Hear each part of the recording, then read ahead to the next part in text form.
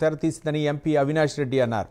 ఎర్రబెల్లె ఓటర్లు నల్లపురెడ్డిపల్లెకు వెళ్లి ఓటు వేయాలని, నల్లపురెడ్డిపల్లె ఓటర్లు ఎర్రబెల్లెకు వెళ్లి ఓటు వేయాలి, 4 కిలోమీటర్లు దాటితేనే ఓటు వేసే పరిస్థితి కల్పించారన్నారు.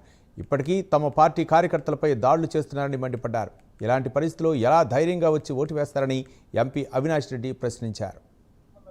ఎర్రబెల్లెలో ఉన్న ఓటర్లందరూ నల్లపురెడ్డిపల్లెకు పోయి ఓటు వేయాలా, నల్లపురెడ్డిపల్లెలో ఉన్న ఓటర్లందరూ పోయి ఎర్రబెల్లలో ఓటు వేయాలా, నల్లగొండవారిపల్లె ఏదైతే మన పెద్ద గొడవ జరిగిందో ఆ గ్రామం నల్లగొండవారిపల్లెలో దాదాపు 600 పైచిలుకు ఓట్లు ఉంటే ఆ 600 పైచిలుకు ఓటర్లు అందరూ నల్లపురెడ్డిపల్లెకు 4 కిలోమీటర్లకు ట్రావెల్ చేసి నల్లపురెడ్డిపల్లెలో ఓటేయాల్సిన పరిస్థితి.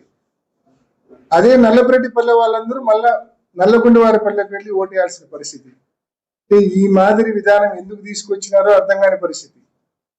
అదే 2021లో ఏదైతే ఎంపీటీసీ జెడ్పీటీసీ ఎలక్షన్ జరిగినాయో అప్పుడు ఏ గ్రామం ఓట్లు ఆ గ్రామంలోనే, అంటే ఇప్పుడు ఉదాహరణకు నల్లగొండవారిపల్లి వాసి ఎవరైనా ఆ 650 మంది ఓటు వేయాలనుకుంటే వాళ్ళ గ్రామంలో ఉండే పోలింగ్ బూత్కి వెళ్ళి ఓటేస్తే it is hardly about 100 to 200 metres.